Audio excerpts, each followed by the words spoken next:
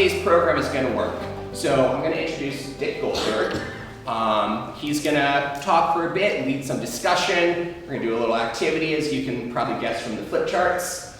We're going to move into doing a little community panel where we have a couple volunteers from folks here in this room who have volunteered to talk a little bit about how they're doing some of these things in their daily lives. We'll have some discussion, some questions, break for lunch, and then we have a little discussion activity for you all to do at your tables or in your seating spaces over lunch. Then we'll come back as a big group and discuss this. Sound good? Yes. Good. It's what's happening, whether it sounds good or not. So Dick Goldberg is the former National Director for Coming of Age, which is an organization focused on civic engagement for older adults. Was originated over at Temple University. Now it's a national organization based out of New York. And I'll let Dick talk a little bit about that. And really just going to turn it over to him to lead the first part of our session today. So please welcome Dick Goldberg. Thank you. Thanks, David. I'm delighted to be here. I heard about this organization. Well, actually, I knew about it when it first started. But this particular program, my good friend Don Friedman asked me to participate in, and I'm delighted to do that.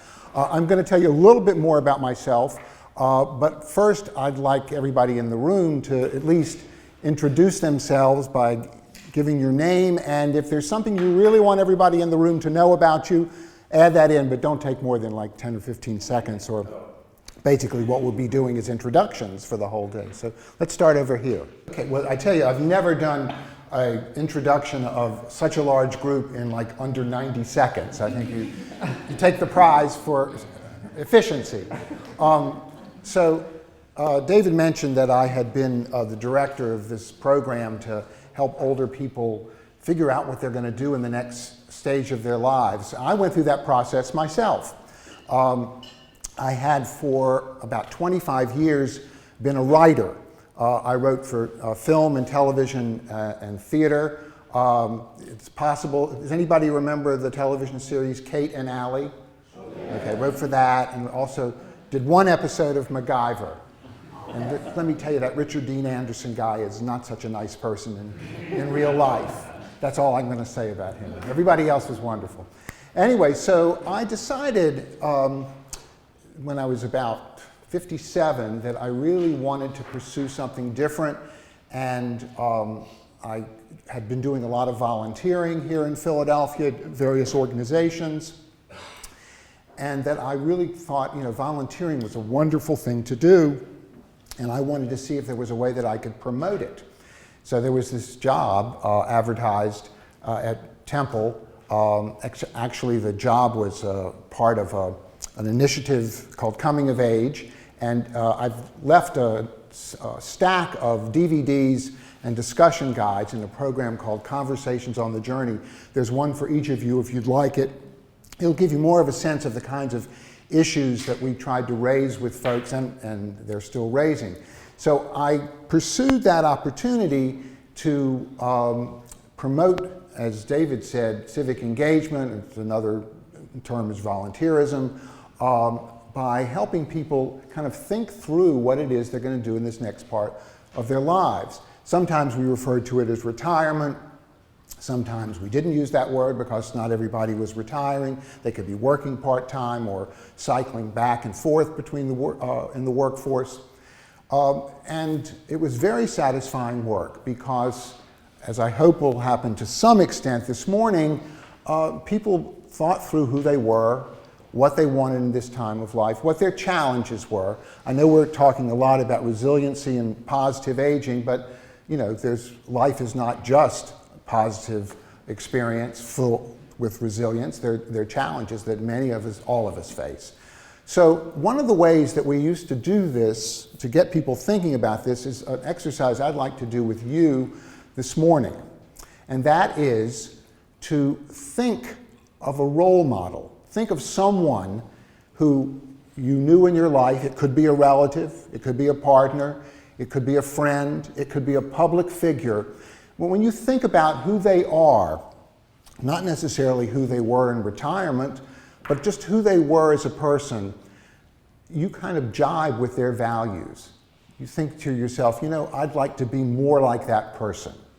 So I'd like everybody to take a minute and sort of get into a place where you can try to come up with someone who you'd like to be or you'd like to be more like as you proceed down the journey of life. Okay? Just take a minute to think about that, and then I'll ask folks to share some of that.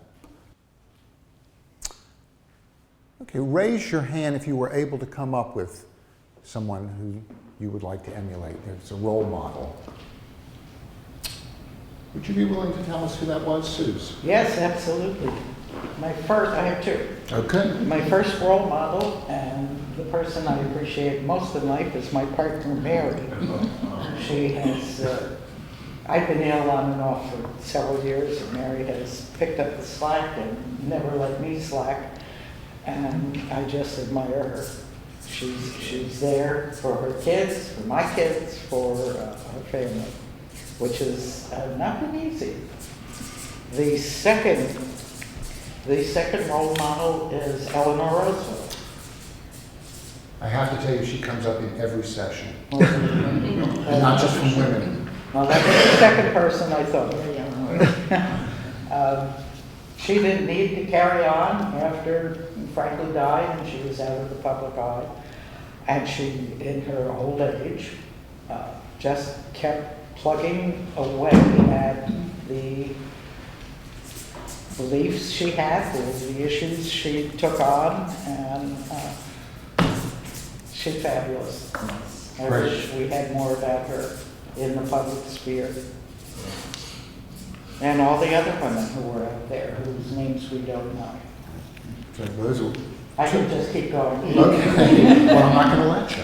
Okay. So, wonderful discussion here, a presentation about somebody who is really there for other people, somebody who takes care of others, someone who's engaged, in the case of Eleanor, or perhaps Mary, I know Mary as well, and committed to issues. Who else would like to share? Yes. There's a rock and roll singer named Patti Smith.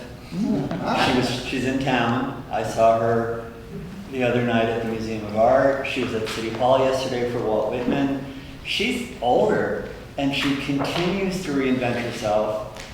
She goes back to Robert Mapplethorpe and the Chelsea Hotel. She's had a life. She's really got a life.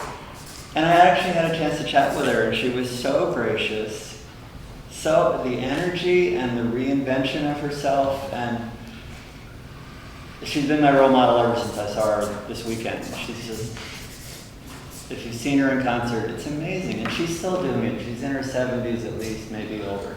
Wow. Okay.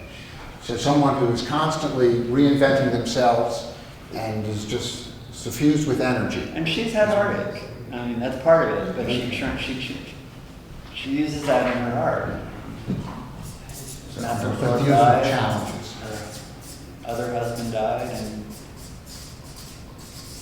she's resilient. Great, yeah, I can feel the energy, her energy as you talk about her. Yes.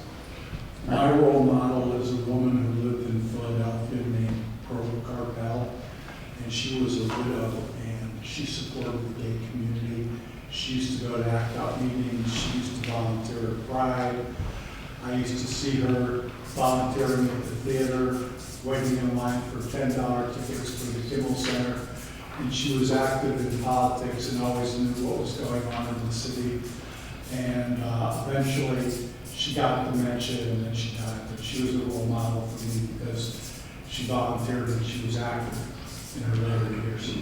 Okay, so she supported the gay community and she was politically active on gay and lesbian issues as well as other things. Terrific, yeah. You guys are great, yes. First of all, my mother was still alive at 82. Rosemary still surprises me. It still is my guiding light. I think the person from Michigan is really hard is Harry Tubman, the most courageous man or woman I've ever saw. I've ever read about. And just, her leadership, the fact that this woman couldn't lead, but was able to lead a heart social leadership throughout her life and the craziness of going back and dealing with that.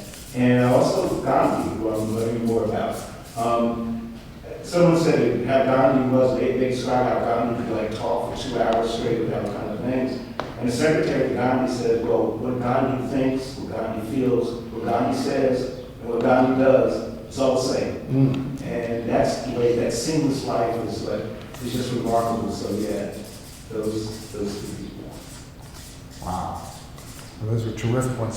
Someone who exemplifies courage and leadership. And with respect to Harriet Tubman, who we one day will have on the $20 bill despite present circumstances. And a seamless life, and integrated. I'm going to put integrated also. I think that's a good term for what you're talking about. So one of the values of doing this is you say to yourself, well, these are things that I want to try to make happen in my life. So when you're thinking about what your next steps are, how can you make this happen for yourself? Let's keep going. This is terrific. Don? Don't say me. Don't say me. I thought it would be first. We're nepotism or whatever. My mom would be Rachel Rennan, who was a very humanistic physician. For a number of reasons, she's very interested in the humanistic side of medicine, the importance of doctor-patient interaction and compassion in medicine.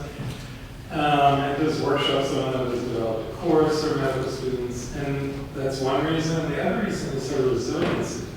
When she was 15, she developed Crohn's disease, which is a really serious inflammatory bowel disease, and they didn't have good treatment for it back in the 1950s, so by 18 she had colostomy. And she's lived with that her entire life, and she was also told when she had that done that she wouldn't live beyond 40, which is probably the worst thing you can do, imagine. And she just celebrated her 81st birthday. And continues to be really active. Shows you what doctors know. Dr. Friedman. Yeah. Yes. I feel like Jimmy Carter always succeeded in being himself. Regardless of his fame, he was unashamed, and it wasn't phony. He was just being himself. Okay. Personal integrity, maybe? That work? Authenticity. That's better.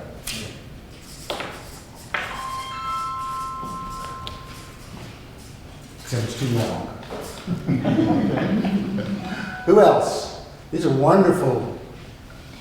I grew up in central PA in Selinsgrove, a little town, and the shining light in all those years of growing up, there was a man named Jack Pottiger, and this is besides my wonderful partner of 25 years.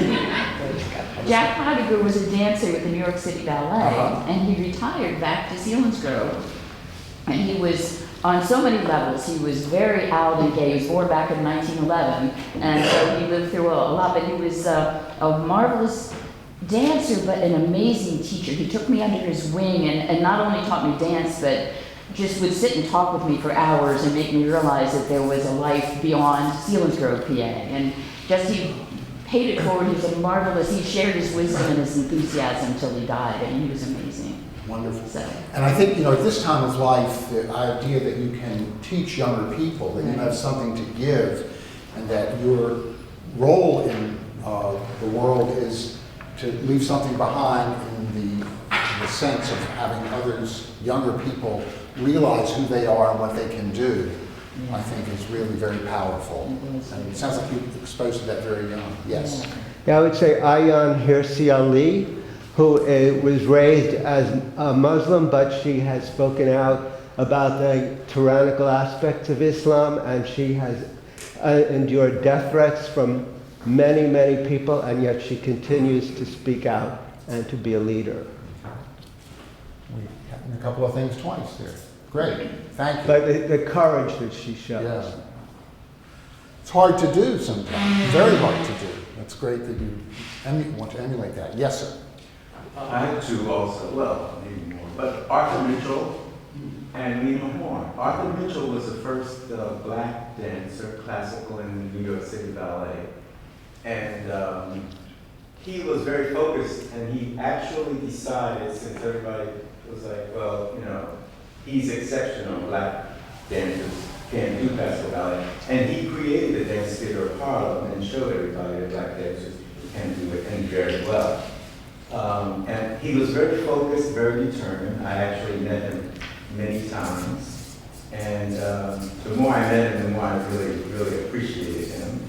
And of course, Lena Horne, because, I mean, from teenage all the way through, she fought, you know, and she, like I guess people know, you know, she was invited to perform in places that she couldn't stay in. She fought through all of that. She had a white husband. She was, and I had the pleasure of meeting her many times, and she was absolutely wonderful. Each time I got to speak with her, she would just, once she was signing a book, and I stopped and I kind of said, well, I love this. And she just stopped signing and said, okay, well then, so-and-so. And I told her I saw her on Broadway and blah, blah, blah. And she just was just exceptional for me. Sounds like, again, somebody who was very much themselves, had authenticity. Yeah. And genuineness. It's amazing to me how so much information is given to you to say that you cannot do something, and that you have the courage and the guts to go forward and just do it anyway, or at least try to find out.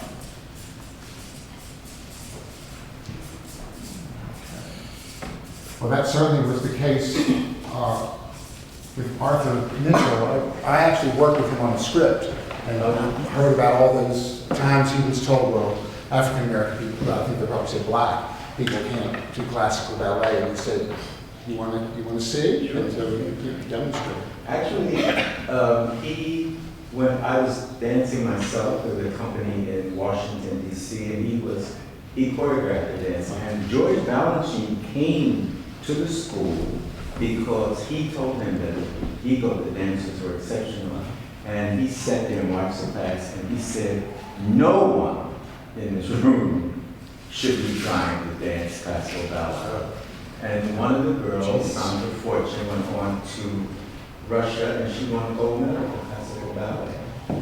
So Without George Balanchine. Don't listen to doctors when they tell you you're going to live to 40, and don't listen to choreographers, particularly ones who are egocentric. I guess that's kind of. So anybody else? Yes. I have a good friend, Betsy Parsia. She was like, I was a teenager when I met her, and she was in for the ERA, the Now movement with Gloria Steinem and Ellie Schmiel. So I look at her now as things that I've been trying to do, like the grassroots of trying to get into activism. It's like, okay, I see how she did it, well, let me try it. Now I'm at an age here now. Okay, activism. So what are you doing with respect to? I do ACT UP. Great. And I also volunteer for Project Safe, which is like, it's a grassroots for like needle exchange. It's more for like the sex workers. So that when I volunteer, I'll volunteer tomorrow. So there's women that will come in, they need to get a shower, something to eat, and you help them out to find some clothing. We have a clothes closet there, and it just like give them some kind of a personal, there's some. Terrific. All right, so we've got some really wonderful, positive ideas about what the next stage of life could look like, where we might take care of somebody, where we're going to be there for other people, we're going to have engaged lives, we're going to be committed to causes, politically active, we're going to rethink who we are and what we might want to do. We want to proceed with energy and deal with the challenges that come forward, support the gay community, and in other ways be politically active. And then a couple of times, more than a couple of times, the idea of really trying to become more courageous and take on a leadership role, to integrate ourselves, to feel like we're all of one thing rather than so disparate, to be humanistic, to care for others, to try to focus on being resilient, coming back from challenges, again being oneself, having authenticity, to teach, particularly younger people, to get in touch with our ability to be determined and focused and to be a fighter and not to listen to naysayers and to become active. How wonderful. Let's all just go out and do all those things, okay? Anybody have any concerns about this next phase of their life? Yes. I do, because I don't really see too many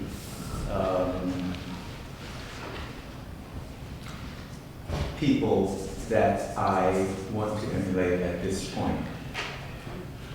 So, Arthur just passed away at 84, and of course Miss Horn is gone. And for me, I don't see a lot of people that encourage me that I want to, that are role models. okay. And I think another aspect of what you're talking about is you're dealing with loss. You're talking about people who you used to look up to. You can look up to them that way now, but you can't look up to them the way you did when they were alive. So I think we've all experienced loss, and as we get older, there's more loss, which really makes the importance of being resilient and to find other things to give meaning to life and not to be pulled under by that loss. What else are people concerned about in this next phase of their lives? No concerns? Yes. Illness. Illness.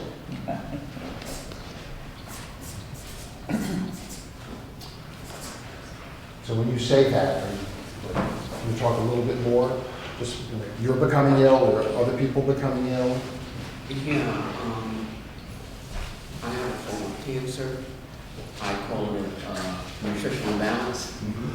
And for the July of your year, I've been living a completely holistic naturopathic life. So you have found ways to address Yes. these challenges? Yes, Okay. and everything else is covered in that too. Cardiovascular disease, diabetes, all that stuff is covered. You know, because they're all common diseases. So you're looking for, you're recognizing the challenges, but not succumbing to them to the degree that you can. Absolutely. Okay. Any other concerns? Yes, sir. Sometimes they call it housing insecurity. I don't own a house. I never wanted to own a house. And I know that has its own problems. But to be a renter, if you look at other cities, we're not a trophy city yet. But it's on the horizon. And every time my lease is up, we don't have rent control here. So this is a plug for rent control. Call your representatives. It's really scary. It could go up any amount once. Where do we go? And these are the neighborhoods that we built. That's the irony. I think a lot of gay people built institutions, built neighborhoods, and now we can't live in them. Are you aware of any groups that are trying to address the issue of housing insecurity? Rent control is beginning to get on the radar here in Philly, but we need to talk about it more. How is it, I'm not familiar with it, how is it getting on the radar? Who's involved with trying to bring that about? There's coalitions for affordable housing. There's a couple council people who are willing to talk about it, but there's this knee-jerk reaction of, we can't do it, which is like, no, that's not an answer. Other cities have done it. But it is scary about not having a place to live at this point in life. Well, I think you're bringing that up. It's a very real problem, and the notion of becoming politically active and connecting with these other groups and bringing other people in would certainly be a way for people to address that. Yes? Feeling of irrelevance. Tell me, what do you mean when you say that? I think some people within the society at large focus on what the younger people think, and the older people, they figure their ideas are outdated and they're going to die soon, and who cares? Sense of being invisible? Sense of being invisible, you're not there? Well, something like that. What's that Something again? like that. Yeah. Now, I remember going, it was in an airport, I think in Phoenix, and I was going through the line to get something to eat at a fast food restaurant, and somehow or another the guy behind the counter asked me how old I was, and I said at that point I was like 65, And he said, 65, where's your cane? And I said, I think what I said, or what I imagined I said, was, I wish I had it, I'd hit you over the head with it. The expectation, you know. So I think one of the ways of dealing with that is to not allow for people to do ageist things, or make it a teachable moment, you know. That you don't have to be quite as fresh as I was thinking I was going to be. Yes? Little things adding up, like for 10, 15, 20 years ago, I could have a sore leg or a sore ankle. I'd be over it in a week. But things start adding up when you're in your mid-70s. So the little ankle, or the little problem with the breathing, or the little problem with sleeping, all these things begin accumulating. And so you have to develop an approach about what am I going to do about it, attitude. So what is your approach? Because when I met you this morning, you told me you were always happy. There's always something to be happy about. I can go outdoors at 5 a.m. and the birds are going to be starting the day. And it'll be a different chorus of birds an hour later. I can go out late in the evening and it'll be something else going on. I can look forward to a scotch and water. Oh, forget the water. What are you doing drinking water? There's an awful lot of things that we tend to take for granted that are really kind of special, and that includes people. The neighbor that you didn't have enough time with, well, now you do. Yeah, okay. There's a million things to be excited about. I like what you have to say. An advantage. Other concerns? Yes. Well, tying in with him in a different way, changing your cell phone character, doing little things in life that we did not even thinking 30 years ago. Now it becomes a lot harder, more complex, and you just have to really dig into it to get things done. And that can get you down after a while. Just dealing with... The computer just doesn't work right, and what's wrong? And you help people with their computer. It's like when you have an hour, I'm going to write that letter right now, or I'm going to do this piece of work, and you have to deal with all the technical problems for the first 45 minutes. And it was easier when we were younger. I So, don't know why, but it was. But perhaps the problems weren't quite so complex. Maybe. So what do? How do you address that? Find a 5-year-old. That is a thought. Well, I think the strategy of trying to connect with younger people has a lot of benefits, and not just for yourself, because you have something to give to you may not have the technological proficiency, but you have insights and wisdom and experience, or this kind of attitude he has that really young people can benefit from. You find the right young person. Not everybody is going to be as open to that, but it's a possibility. Yes? Yeah, personally, it's a loss of memory. I think it's so close to Alzheimer's. I guess I'm afraid more of Alzheimer's because there's no cure for it, and it's so devastating to see people do that. The loss of memory is kind of a concern of mine. And just relying on nostalgia, which is, it sounds great, but older people I used to listen, I'm tired of hearing about older people talking about nostalgia. But that song, The Way We Were, where time rewrites every line, I'm like, that's what I'm at now, where you kind of just think the past was so great, it really wasn't. And I'm turning into people that I used to kind of... Turning into your grandmother. Not that that's necessarily bad. Yeah. That's the... socially, it's the lack of compassion for people that I see, that everybody's into themselves, more so than they should be. That, the phones and the computers, it's all me, and it's destroying just people communicate and love for each other. So what do you do to address this issue of people being into themselves? How do you break through it in any way? Yeah, like maybe go, talk to people, communicate with people sometimes, maybe put the phone down or stop with the computer and try to engage with people who feel that same way. It's kind of lonely. I mean, there's always lonely people that don't know this, they always lonely people. Unfortunately, that seems to be true. So going to senior centers or going to events like this, you reconnect with people and just trying to get back to some kind of non-tech things every once in a while. So it's not easy. I deal with a variation on that issue myself, and I think what I'm seeing is that I'm trying to gravitate more towards people who are open and want to express an interest in me and whom I can express an interest and will connect. And then some people who I don't feel are doing that, I'm seeing them less and less. So, what about this also leads to the question of isolation. Is anybody focused on that? Or, because as you get older and you lose people, and that can be yes. That's one of my issues, and I have a lot of friends, and they all seem to be struggling and isolated.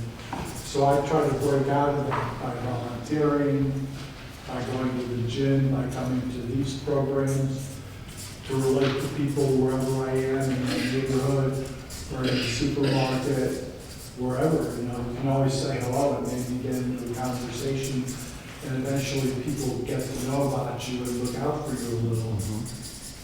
So, would you say you're building community that way, or I don't want to put words in your mouth? Well, my own little community. Okay, I like that, my own little community.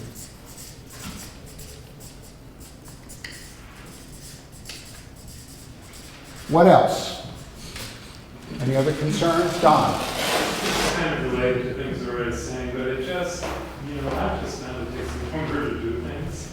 And it's even short of physical, I think, as we get older, and it's already been mentioned, the physical limitations. But it just seems to take more effort to do things and to get things done. And I'm sort of adjusting to that, but things that I could do much faster earlier in life. Why is that a problem? Why is it if it takes longer to do something? It's not a problem. I mean, it's a problem because it bothers me to a bit, but I've also learned to accept it. But it's just actually a lot more time to getting certain things done. So it reminds me of the conversation we had before the workshop, where I said to you, I'm trying to look busy. And you said, why are you trying to look busy? And I thought to myself, why am I trying to look busy? Because I felt, I should be doing something all the time. Maybe what you do is, you said, you just think, and that's doing something. Or you go out and meet another chorus of birds. Well, just think for a second, where am I? What am I feeling? That's not a bad idea. No. Checking in on yourself.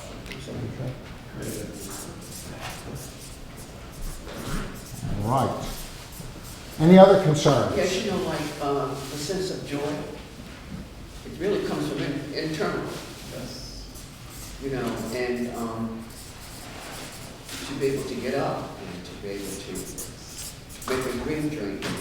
Say that again, I didn't hear that. Make a green drink and be able to do the laundry, or to be able to do gardening, being able to find joy and, peace. Right, and being on the planet. Yeah, just being here. I'm feeling better already, I have to tell you. I'm glad I came down to the Friends Center today. Yes. I have found that, I use a computer and I read a lot about these kind of issues. And what I found out is like sort of at night, you kind of, before you go to bed, go to sleep, you think about your day and you give gratitude. And I think that really is really good for me. And I will, I will buy a ticket and go to the movie and I will go eat by myself. And a lot of people won't, but I actually enjoy it. I don't buy like whole season tickets, but I will check certain things and I will go to, you can get tickets for what do they call it? Rush tickets for the Philadelphia Ocean and all that stuff for $15. And I just go get a ticket, usually a decent ticket, and thoroughly enjoy it. And I'm kind of grateful for that I can. Take yourself out, it sounds like. Yeah. That's great. Anything else that people are concerned about at this time of life? What about the issue, how many people in the room would consider themselves to be retired? Okay. Is there something about the former self, your work as a medical massage person, that you wish was still in your life? Yes, most everything. Okay. But there are things I can't do any longer. And I know I can still help people, but then even a lot of our compatriots say, "You're old, what do you know?" You know. You tell them next time they raise that ageist question. Yeah. You tell them what you know. And I do, and they go, "Sure." They do. You've helped a bunch of people anyway. Yes, you know, there's some people listen. I want to say the men more than the women listen about something about themselves. If they have an issue, they listen to me more seriously and they try what I show them. And the women go, "I've done it all, I know better." That's what they say to me. Yes. I'm glad I left my life as a corporate paralegal behind. I don't miss it. Okay. Yeah. So you feel a sense of joy that you're not doing that Yeah. before. For some people, though, you know, their identity was really wrapped up in what they did and their sense of purpose.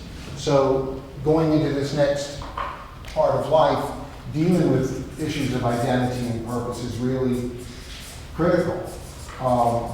With respect to the purpose issue, you know, I think we really did a terrific job when we talked about the people we wanted to emulate and the kinds of things that would give us a sense of purpose.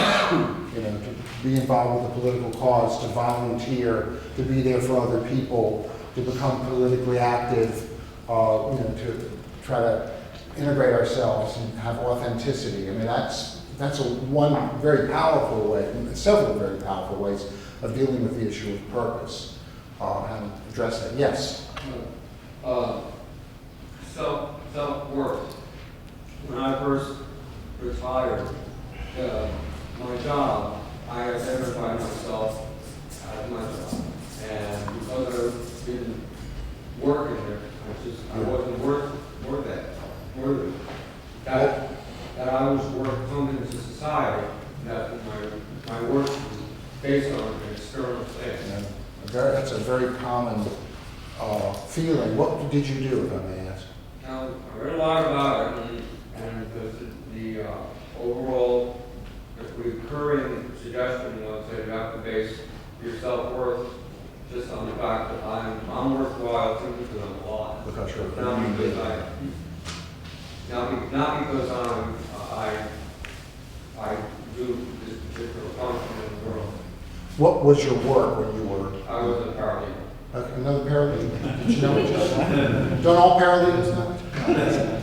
So is there anything that either one of you, or any of you, did when you were working that you, some task, some activity, or some skill that you want to make use of in this next part of life?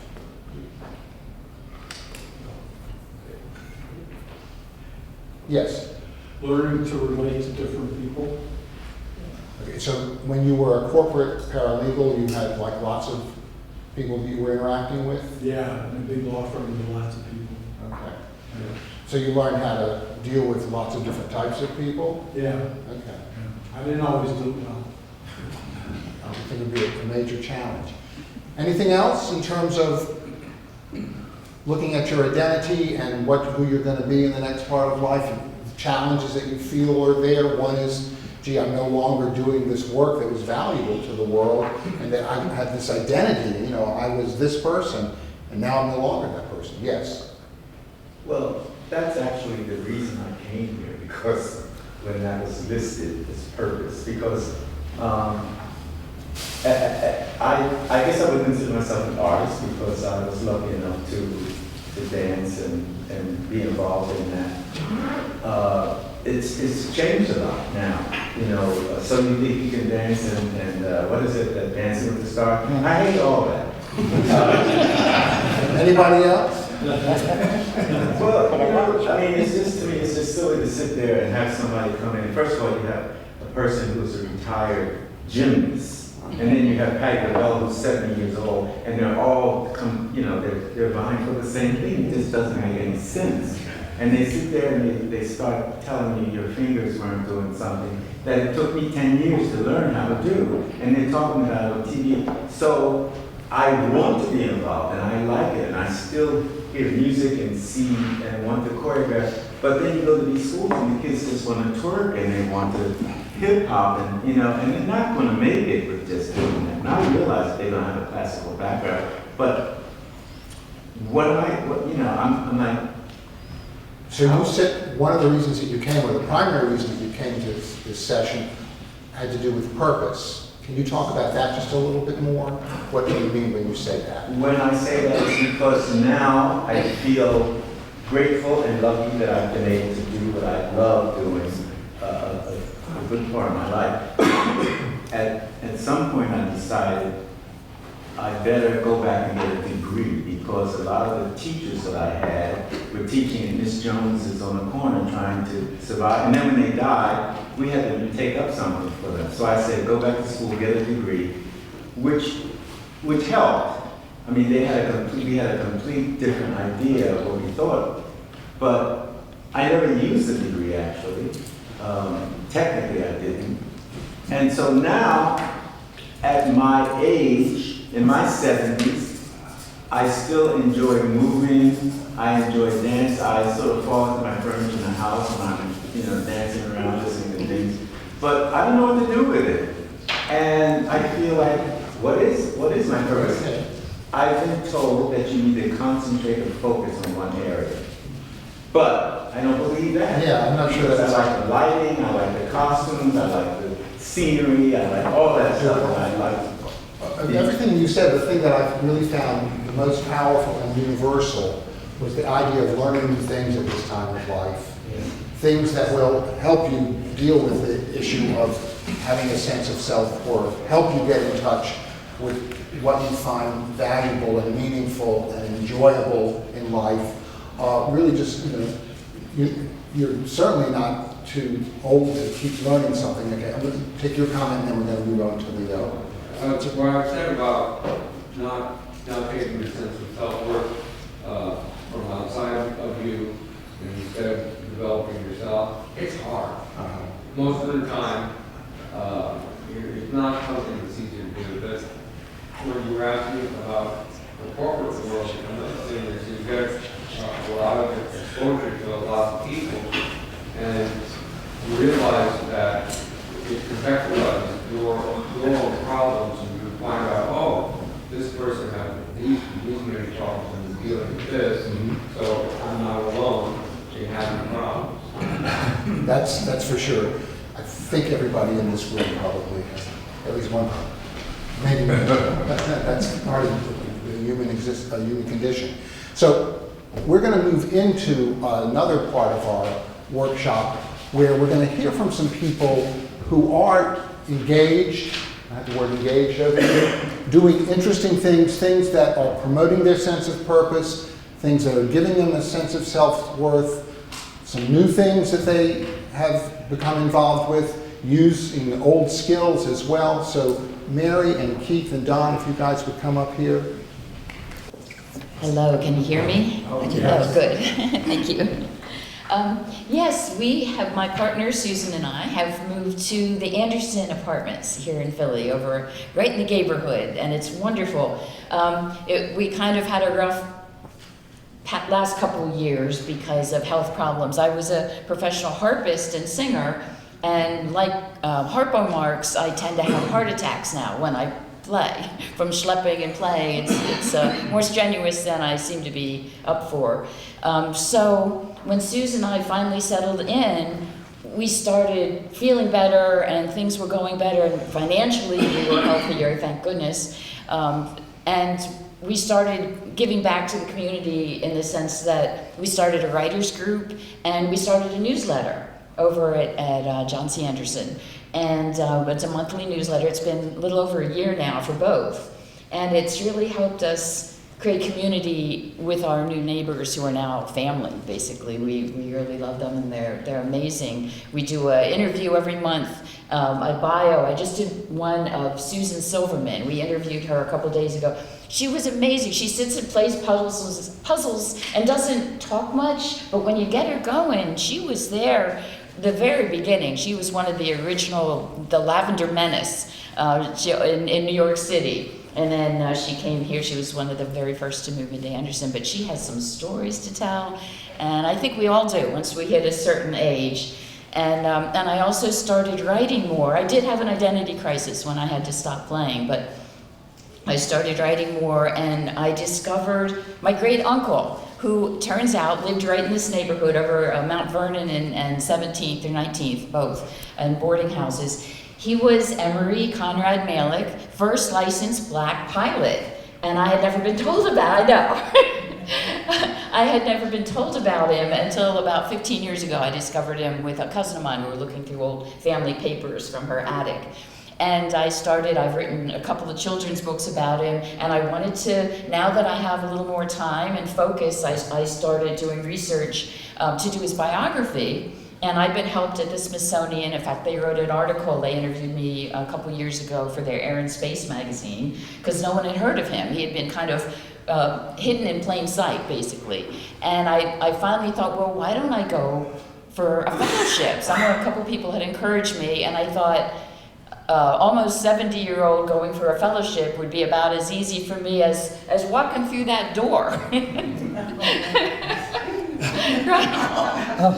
But I applied anyway, and lo and behold, I actually got a Smithsonian fellowship starting in August this summer for 6 months, and I get to go to DC and really work on this biography and share the story of my great uncle and put him out there. And it's so exciting, but at the same time, I found out about the fellowship right as Suze was getting ill again from a recurrent cancer, and it was like being punched in the face while having the most wonderful thing in the world happen to you all at the same time, which seems to be part of the aging process.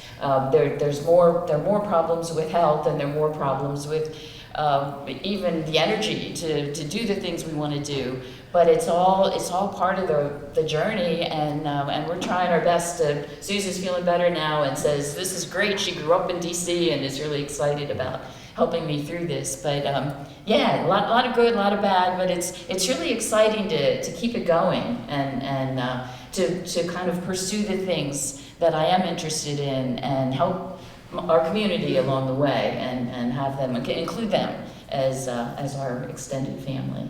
So that's great. That's my story, and I'm sticking to it. Okay. Well, I loved your story, and particularly like hearing about, is it Susan Silverman or Sarah, yes, who you really reached out to and drew her out. Right. I think the idea of going places and talking to other people and really engaging and learning from other people is really a wonderful thing to do. I loved your creative energy. I loved your energy, and I liked the fact that you took a risk by applying for that Smithsonian fellowship.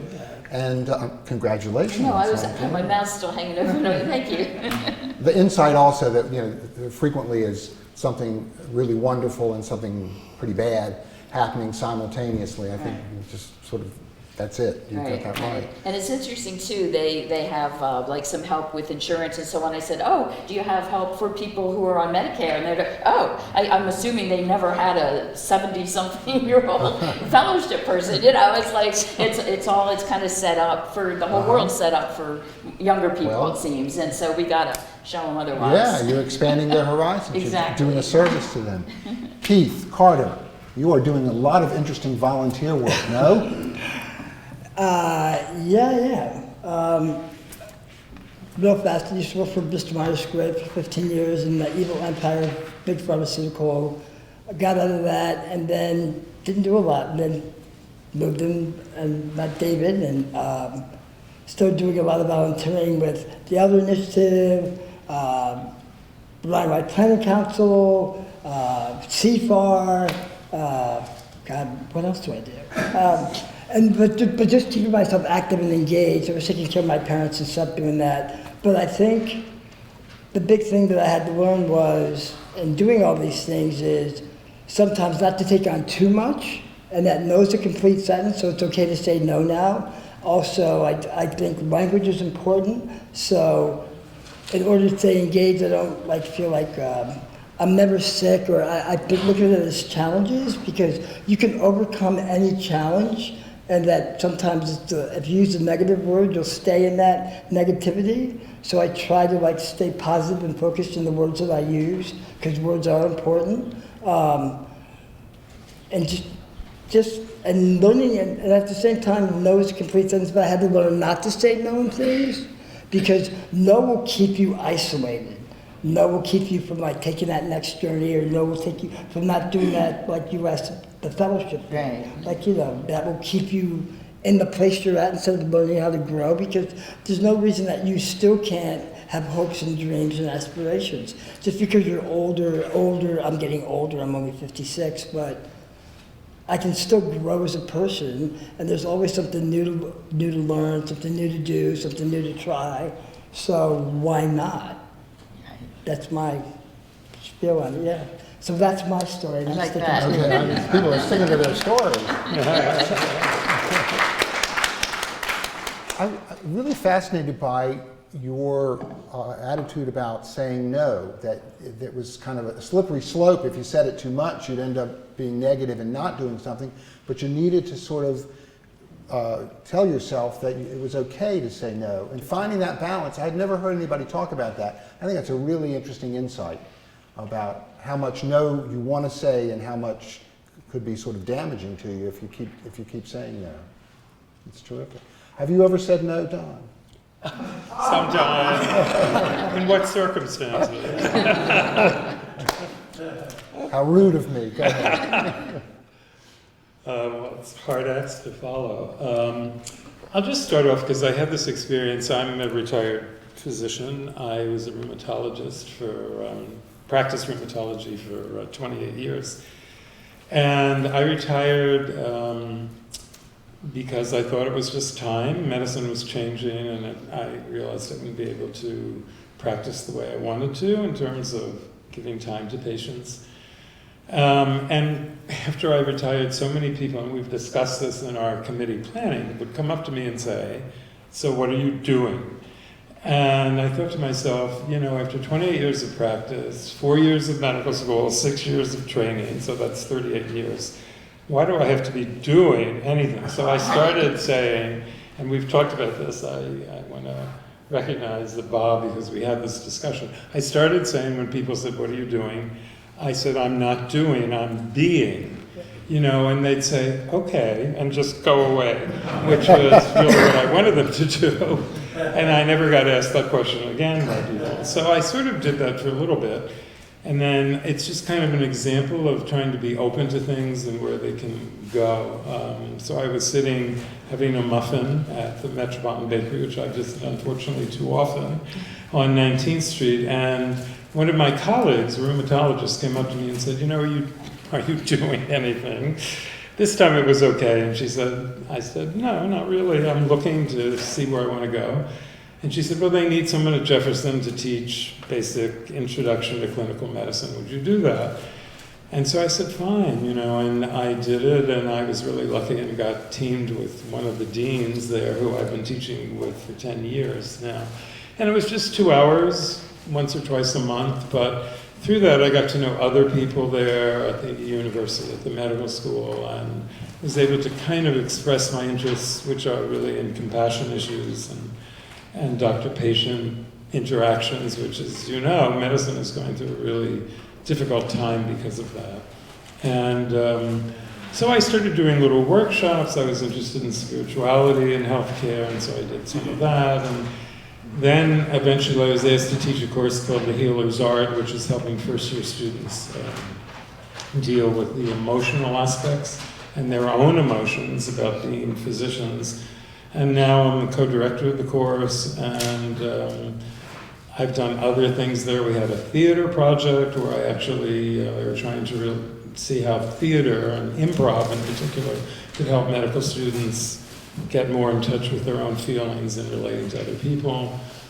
So I really did push myself, rolling around on the floor, you know, with medical students doing improv.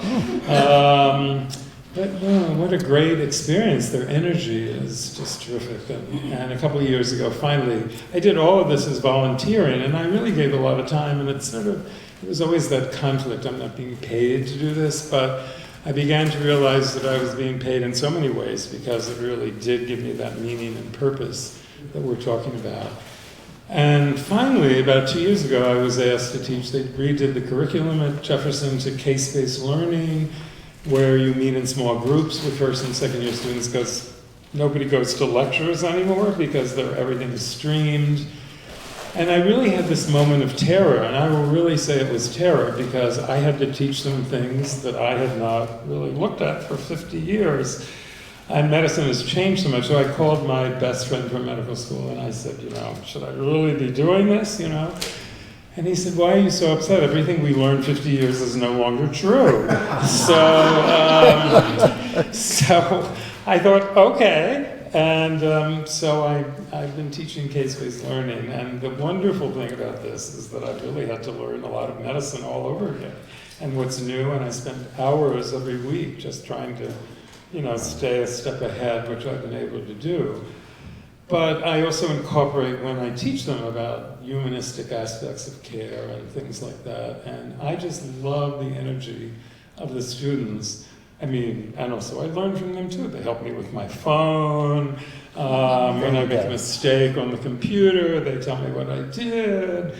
And so it's that sort of give and take. And so I just bring that up because it's just been a gradual evolution, and I now really feel that I'm living my values and that I feel this is something that I always should have been doing. And I love being a doctor and my work with patients, but I now look at it as something that prepared me for what I'm doing now.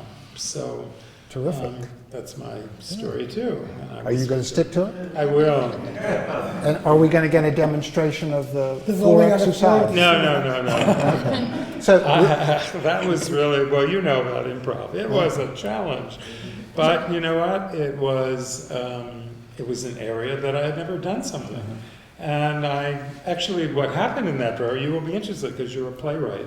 We ended up, each of us had to write a play, and I thought, oh no. But it was a play about an issue that I had been struggling with for years in terms of perfectionism and so forth.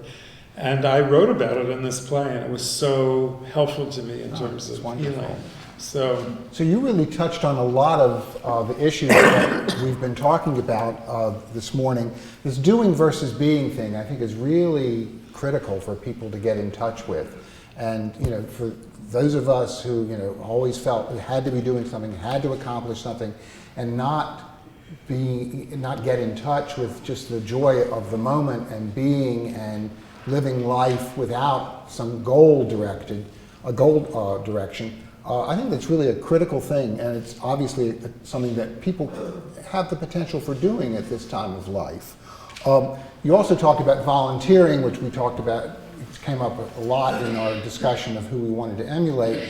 And one of the values there is you're frequently, not always, with other people. You're making a contribution. It helps with the sense of self-worth. I also talked about the recognition that the world is changing. Everything you learned 50 years ago, I don't know about everything, but many things you learned 50 years ago are no longer the case. So you can look at that as, oh God, what do I do? How am I going to handle that? Or the opportunity to learn new things, which is obviously the way in which you took it. So the other thing that I was very intrigued by in your discussion is that you did use something from your previous life, your life as a doctor, to give meaning and value to what you're doing now. I didn't ask you before, were you a writer as well when you were the professional harpist? Or? Yes, it was my secret life. I had written poems and so on back since I was in my 20s, and it was something that kind of grounded me, but also was something I wanted to do more of. And so once I finally got over the identity crisis of not doing my music, I was able to really delve into it more and focus on it. And the writers group's wonderful because we tend to write what we know. And so we get to know each other by sharing what we've written and really getting into the nitty-gritty of our lives and what it means to be aging and so on. So I think this exemplifies the notion, if you look at what I have done heretofore, is it something you don't want to do going forward? Get in touch with that and cross that off the list? Or is there some aspect of who you were before and what you did before that you feel you can infuse into this next part of life? Can I interject for a minute? I think there's a common thread, especially with these two. He had a passion for medicine. She had a passion for writing. And to grab onto that passion that you have, and you can still have that passionate life now. So like you've infused that into your life now.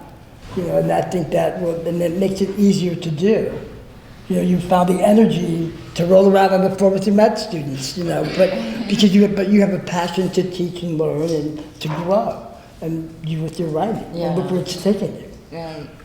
So glad you brought that up, because in the work that I was doing at Coming of Age, we would always say to people, you know, what are you passionate about? And many times people would be able to answer, medicine, music, writing, whatever it is. But then a lot of people would say, ooh, I'm supposed to be passionate about something? I have an interest in something. And I think that the requirement, you don't want to require for people to be passionate. If they do have a passion, encourage that. But if there's something you want to explore, stick your toe in the water because you think it might be interesting for you, then I think that's another very good reason to do But that. the interest is like a seed that will grow. So. Thank you for that. Interest is like a seed that will grow, yes. I'd like to hear about the writing, because I understand that that is very important and that it can bring out a lot. But I'm just wondering, how do you start? I tried to do that journaling and do a little bit of that. I mean, do you have any suggestions? Yes, actually I started writing with poetry just to kind of get the emotion out, as opposed to, well, journaling also can be, I find I journal, especially when I'm going through a crisis in my life. It really helps, it's very therapeutic. And then later you can draw on that and kind of incorporate it into something you would want to share with someone else, you know, to write about who you are and what's important to you to share with others, you know. So your writers group, is that only at Anderson? Yes, yeah, it's just a few of us, and we get together, and there's no structure to it. They have a structured one at William Way, I understand, a writers group. But ours is pretty much just sharing whatever we've written or whatever we like. I just read some Pauli Murray, who I admire very much, who was very powerful in civil rights and women's rights, and was also hidden away for being a black lesbian. So to share, to me, my passion now is to share these stories of people who've been ignored by their society. It's just, there's so many, besides my great uncle and Pauli Murray, there's a whole load. And it means so much to share that, but writing is very therapeutic, I believe, even if it's only for yourself. Another tip that I would share to somebody who wants to start writing is when you have a thought that you think is interesting or that you might want to write about, write it down. Yes. And I find once I have like a stack of those notes, I'm able to like weave them together or connect them. So that I really think that, you know, just when you have an idea of dictating to an iPhone or whatever it is, so that you preserve it, you memorialize it, and then you may find it be helpful to you. Yes. Yeah, to follow, I want everybody to write their own memoirs, even if you don't want to publish it. But the idea is someone else will write your story.